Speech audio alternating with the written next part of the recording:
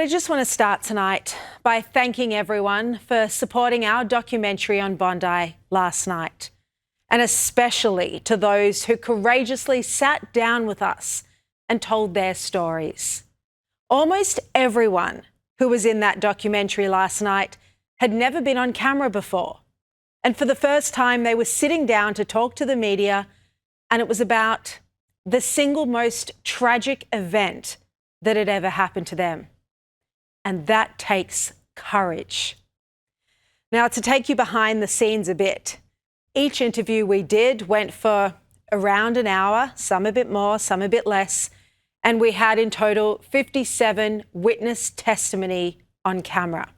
So that's around 50 hours of footage, and we had to condense it all to just 90 minutes of television.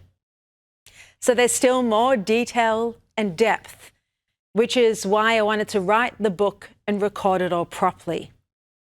Now, you know how distressing it was to watch. Well, can I tell you that filming this was at times heart-wrenching.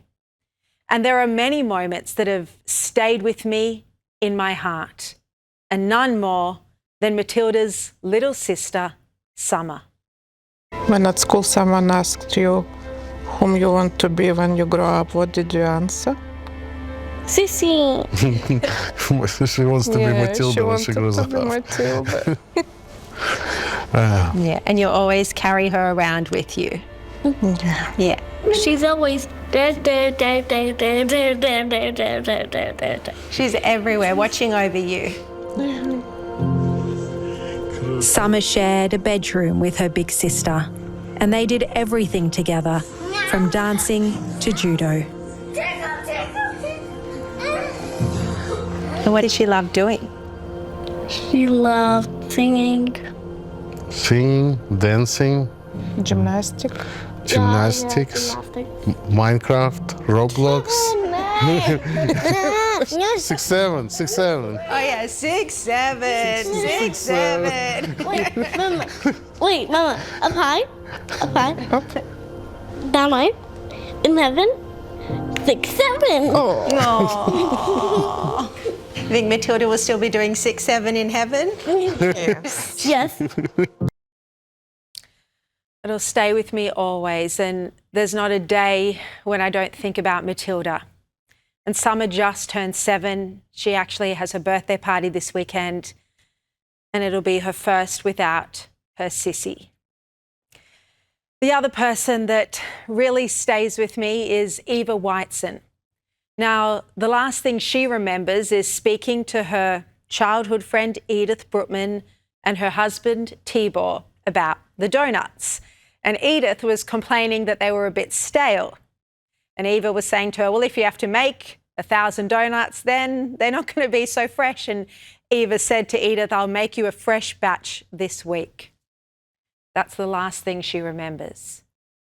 Her next memory is at 9:30 p.m. that night when she's at her home, dressed in weird clothes, and she starts asking her daughter, Hannah, where Tibor is, where's Daddy? And her daughter has to sit down and tell her that he was killed. The footage was too graphic to show on air, but Eva miraculously survived as her husband and best friend were killed right next to her. And Hannah spoke about how her dad was murdered in the most brutal fashion. Mum was looking for the keys because we needed to go back home. And she said to me, I don't have the keys. And I said, who has the keys? And she says, Dad has the keys. And I said, Mandy, please, can you try and get the keys from Dad's pocket? And I followed him with my eyes, and because I wanted to go and see Dad. And he kept on pushing me. He said, no, you can't go, you can't go.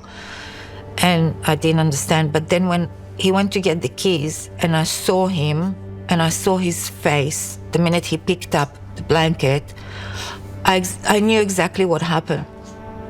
I knew exactly what my dad went through. And he went through it just because he's a Jew. Just because of that. Nothing else. He was a healthy man. He loved life. The Thursday before it happened, Mom and Dad went and booked a cruise. They were supposed to be on a cruise on the 22nd of March, Dad's birthday. And they will never, never go on this cruise. Because they are Jewish, because we are Jewish. We don't deserve this. We really don't deserve this. So tragic. As the rabbis said to Eva, it's a blessing that she has no memory of what happened to her and to her husband of 57 years right before her very eyes. Now, I spoke to Eva today. I called her this morning just to see how she felt about watching the documentary. And Eva told me it was 1,000,000% good. Not 100, 1,000,000. And that to me means the world, knowing that we have done justice to those who lost their lives. It was also so sad to know that Rabbi Eli Schlanger had personally written to Anthony Albanese, accusing him of betraying the Jewish community just 3 months before he was killed at Bondi. But not only that, but then the tragic story that his wife was also shot and she ended up in hospital. And that night she was separated from their newborn baby. Then the next day, they discovered that their bub had shrapnel. Rabbi Eli's wife, Chayla, was also shot at Bondi. Even their newborn baby was hit with shrapnel. The tiny bub then spending days in hospital with a fever. The next thing I heard was that Chayla was on her way to hospital because she had got shot. So I was just like, this is not normal. Like, And she had a newborn. yeah, she's a 2-month-old baby. Newborn baby. Yeah. Yeah, these are just moments I'll never forget. But alongside the tragedy, we also saw incredible stories of heroism, the lifeguards, and even the opposition leader, Kelly Sloan. I don't talk about this much. It's there were people on the ground everywhere. So I went in and I saw a guy from the surf club. He said, grab some bandages and plug the holes.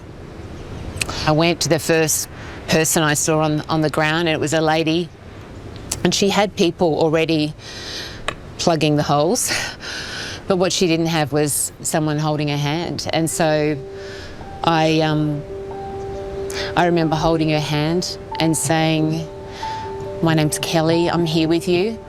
I'm holding your hand, I'm with you, I'm not going to leave you. And she didn't make it, you know. And Sorry,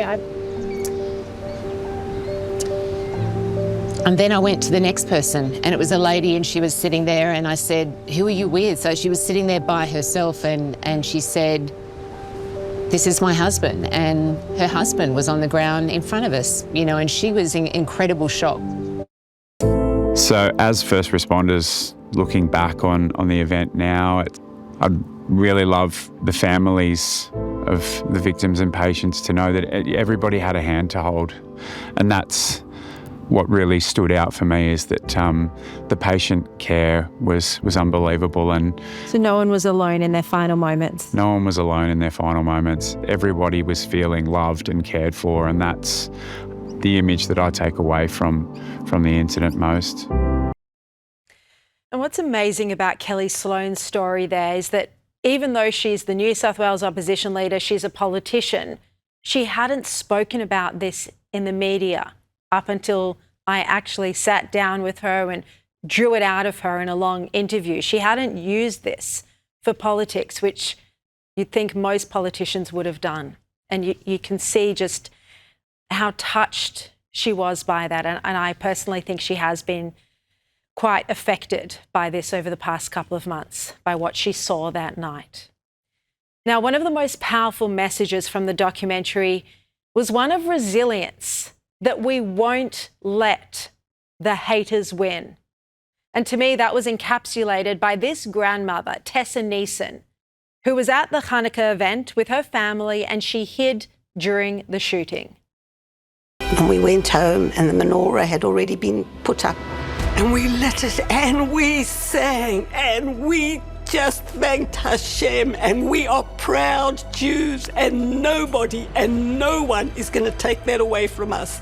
And if I had to die as a Jew, I'd die as a proud Jew. Such strength, resilience, determination. So emotional, so important. Then when we'd finished filming all the interviews, we held this vigil at the very end. Rabbi Yossi Friedman held it. And for me, this was a really healing part of the filming process. And survivors and victims and family members all came together. We gather in grief and stand in strength. Out of the darkness, a shared light will endure. We pray for the healing of the wounded, and we'll always remember the 15 whose lives were taken too soon. If you missed it, head to the Sky News app or our website. There's also that code where you hold your camera up. What's it called, Joe? QR code. Thank you, QR code, where you hold your camera up, and if you click on the link, it'll take you. But otherwise, just download the Sky News Australia app. You should have it on your phone anyway. You get alerted whenever there's news happening if you choose to have the news alerts, or go to our website and scroll down to documentaries and you can screen it there. Now, the rest of Australia has moved on after Bondi, but life just still isn't the same for our community. And that's particularly so for the hundreds of children, Australian children, who were actually there during the massacre. This grandmother, Marlene, spoke about having to run with her grandkids away from the shooting. We haven't actually aired these comments yet. Have a look.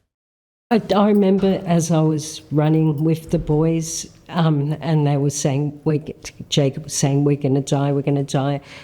And the other 5-year-old was saying, I'm scared. I kept on telling them, don't worry, we're going to be safe. The police are here. The police are going to get the baddies. We're going to be safe. So I just kept on reassuring while we were running that we'll be safe and that the police are coming to keep us safe. And her son-in-law, Greg, spoke about the devastating questions that he was asked from his children. 8-year-old, he said over and over and over again, we're going to die. My children trying to understand why this was happening and why they were trying to shoot at us. And something that I'll never forget, my 5-year-old saying to me, he said, Daddy, why are baddies trying to kill us? And I didn't have an answer. And then he said to me, but Daddy, I thought we were good children. He said, I've been trying to be a good boy. I thought Jakey and I are good children. You know, what did we do wrong? And it's the first time that I think they've ever been exposed to evil. And that was really, really difficult to hear. Now, the Royal Commission needs to hear all of this testimony. This is the very heart of the issue. Australian children are now traumatised and forever scarred. And I just wanted to take a moment to say a huge thank you to the team here at Sky News for putting this incredible documentary together. A documentary, more than anything else, is truly a team effort. Executive producer Alex Garipoli, Director of Programs Mark Calvert, our amazing camera team, Aaron Hage and Murray McLean, editor Rory Brennan, and producers Madison Thorne and Carol Pillemer. A big thank you to all of you. Such a special and talented team, and I enjoyed every minute of working with every one of you. And a documentary like this doesn't happen overnight. It takes weeks and weeks and months of hard work. So, and I've said this before, but I'm very grateful to work here at Sky News because nowhere else would dedicate so much time and resources to an important project like this that's not just crucial for today, but for future generations. And also, while I'm thanking everyone, just want to thank as well Ben Fordham, Chris Kenny, Andrew Bolt and Rowan Dean for supporting the documentary the way they have and for their very kind and generous words today.